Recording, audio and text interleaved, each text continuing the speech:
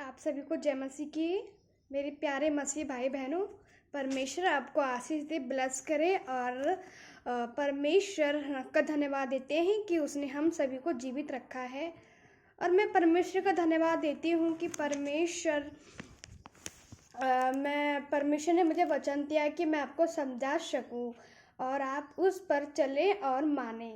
तो मैं वचन लेकर आई हूँ मेरे मसीह भाई बहनों, ध्यान से सुनना। लूका का 6 अध्याय का 46 आयत और 49 तक मैं पढ़ूंगी।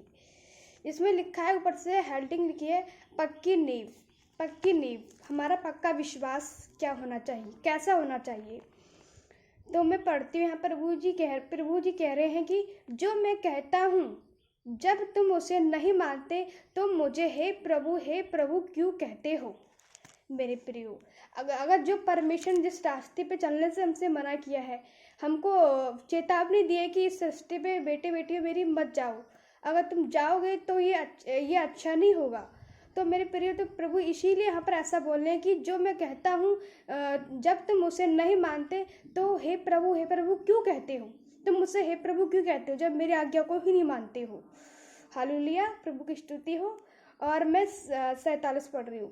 प्रत्येक जो मेरे पास आता है और मेरी बातों को सुनकर उन्हें मानता है, मैं तुम्हें बताता हूँ कि वह किसके समान है।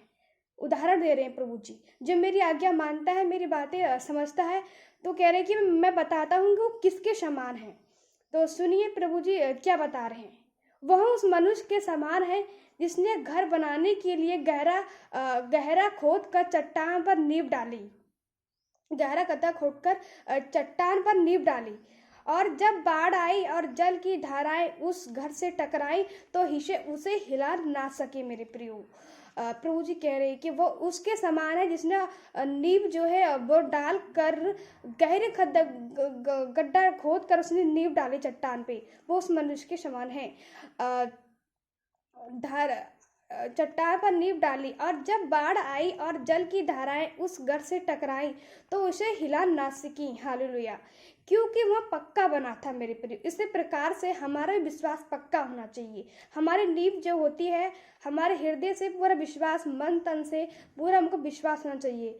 वो परमेश्वर ने एक हमको दृष्टांत देकर समझाया है करके उस घर की तरह होना चाहिए। इसकी घर की नींव पक्की बनाता है इंसान, तो वो कितने भी आंधी आए तो उसको हिला नहीं सकती है, वो बना रहता है, दृढ़ बना रहता है। इसी प्रकार हमारे हृदय को हमको क्या करना है, बिल्कुल तेज करना है, परमेश्वर पे संपूर्ण भरोसा रखना है। मेरे प्रियो, अब मैं 49 पढ़ रही हूँ।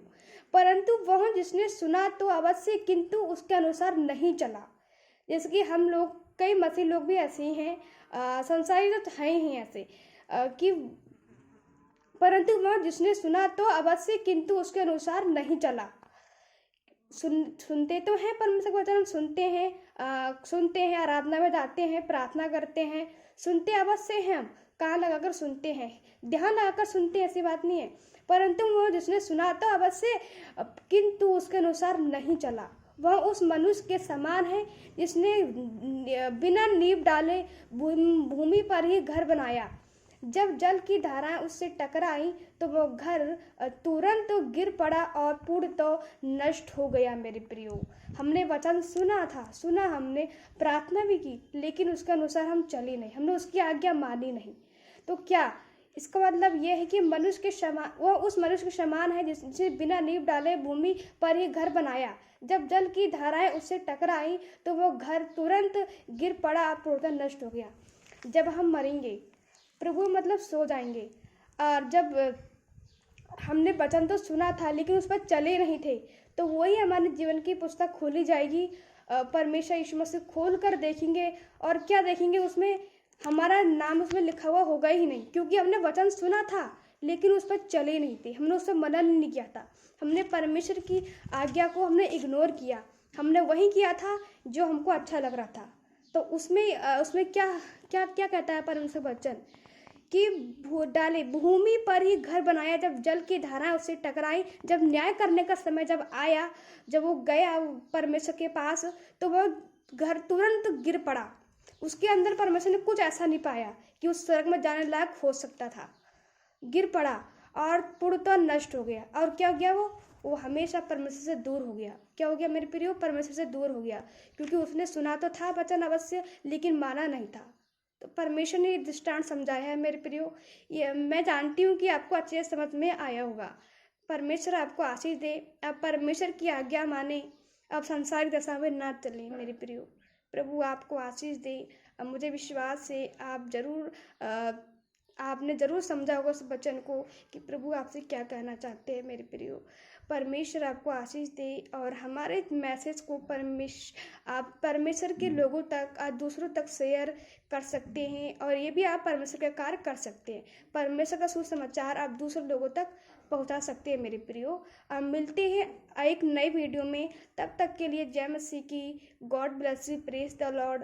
परमेश्वर आपके साथ है, चिंता ना करें। आप रोज़ बाइबल पढ़ें और परमेश्वर के संग अपना समय बिताएं ज़्यादा से ज़्यादा मेरे प्रियो।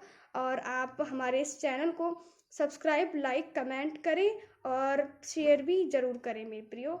अब नई वीडियो में हम आपको मिलते हैं। तब तक के लिए आप इस वचन पे ध्यान दीजिए। जय मसीह की।